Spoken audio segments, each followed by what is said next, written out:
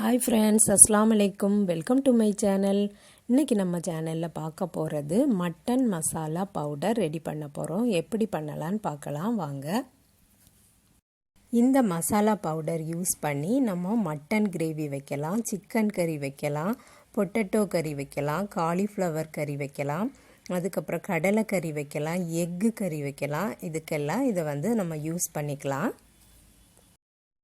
இந்த masala powder 1.5 kilo இருக்குது. இது 6 மந்த்லாம் தாராளம் போகும்.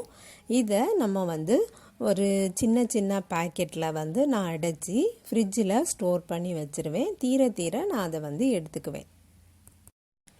நம்ம எவ்வளவு கிரேவி வைக்கமோ அதுக்கு தக்கன இந்த பவுடரை நம்ம சேர்த்துட்டு, இன்னும் அதிகமாக திக்காக வேணும் அப்படின்னு எதிர்பார்த்தோம்னா கோகனட் மில்க்கை நம்ம ஊற்றிக்கலாம். இல்லைன்னா தேங்காவை அரைச்சி ஃபைன் பேஸ்ட்டாக அரைச்சும் அந்த குழம்புல போட்டுடலாம்.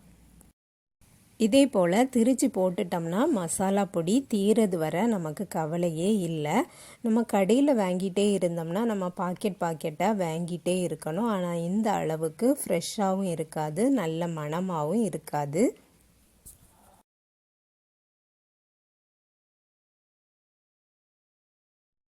இப்போது இன்க்ரீடியன்ட்ஸ் என்னலான்னு பார்த்துடலாம். ஃபஸ்ட்டு 1 kg மல்லி எடுத்திருக்கேன், முழு மல்லி. இதை நம்ம வறுக்கலாம். சிம்மில் வச்சு வறுத்து எடுத்துக்கிடணும். மொறுன்னு வர்றது வர வறுத்து எடுத்துக்கலாம்.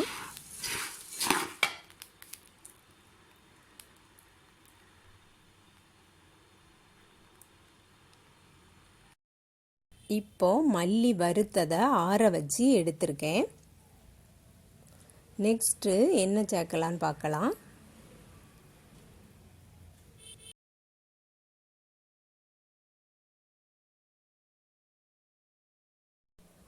ஒரு கிலோ மல்லிக்கு 1/4 கிலோ காஷ்மீரி சில்லி எடுத்திருக்கேன். காஷ்மீரி சில்லி பார்த்திங்கன்னா இப்படி தான் இருக்கும், சுருண்டு இருக்கும். இது ரொம்ப காரம் இருக்காது.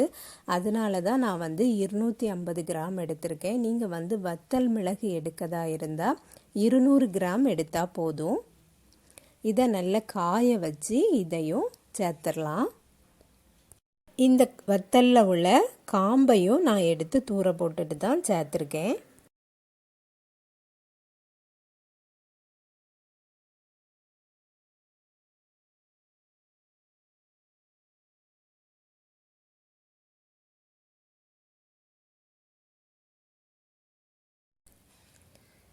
இது பெருஞ்சீரகம், சோம்பு, இது 250 கிராம் எடுத்திருக்கேன்.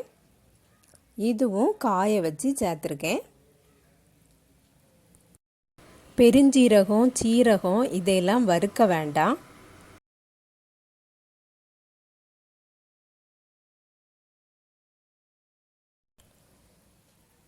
இது சீரகம் 50 கிராம் எடுத்திருக்கேன்.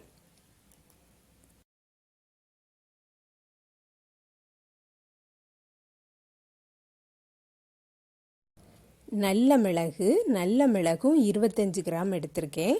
வத்தல் மிளகு நீங்கள் கூடுதலாக எடுத்தீங்கன்னா நல்ல மிளகு குறைவாக எடுத்தால் போதும். நல்ல மிளகு கூடுதலாக எடுத்தீங்கன்னா வத்தல் மிளகை குறைவாக எடுத்துக்கிடுங்க. பிரிஞ்சி இலை 5 எண்ணெய் எடுத்திருக்கேன். கிராம்பு 10 கிராம் எடுத்திருக்கேன். பெரிய ஜாதி பூவில் 1 எடுத்திருக்கேன்.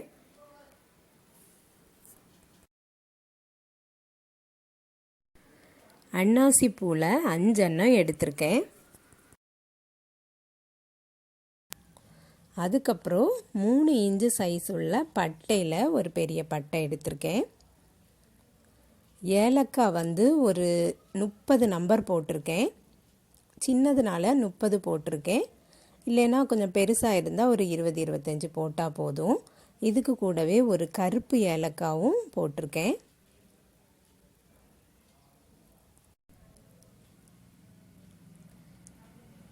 20 போல் அண்டிப்பருப்பு சேர்த்துருக்கேன். 20 போல் பதாம் பருப்பும் சேர்த்துருக்கேன். இதெல்லாம் நான் வறுத்து தான் எடுத்திருக்கேன். அண்டியும் பதாமும் வறுத்து எடுத்திருக்கேன். மீதி உள்ளது வறுக்காண்டாம், பிரச்சனை இல்லை.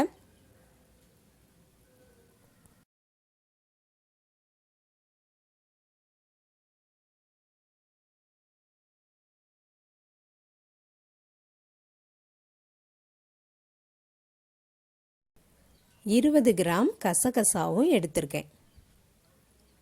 இந்த கசகசாவையும் வறுத்து தான் எடுத்திருக்கேன்.